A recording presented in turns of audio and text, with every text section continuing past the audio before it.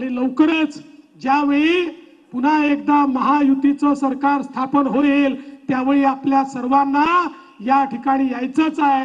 त्याचं अग्रिम निमंत्रण हे आपल्याला निश्चितपणे देतो। पुन्हा एकदा आपल्या सगळ्यांचे आभार मानतो आणि महाराष्ट्राच्या जनतेला साष्टांग दंडवत घालून माझं बोलणं संपवतो। जय हिंद, जय महाराष्ट्र। देवेंद्र जी आगे बढ़ो, देवेंद्र जी आगे बढ़ो, देवेंद्र जी आगे बढ़ो।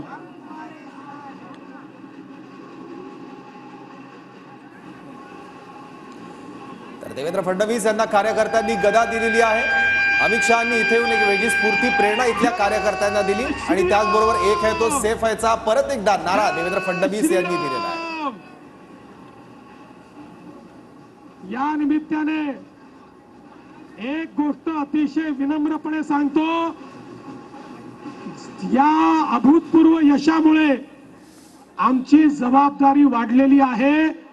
त्यामुळे हे यश आमच्या डोक्यात जाणार नाही।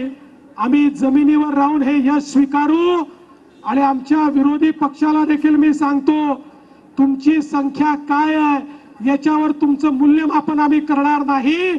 तुम्ही ज्या ज्या वेळी महाराष्ट्राच्या हिताचा विषय आमच्याकडे आणाल आम्ही सगळे त्या विषयावर तुमच्या सोबत असू, तुमच्याशी एकमत करू आणि या महाराष्ट्राला पुढे नेण्याचा प्रयत्न करू।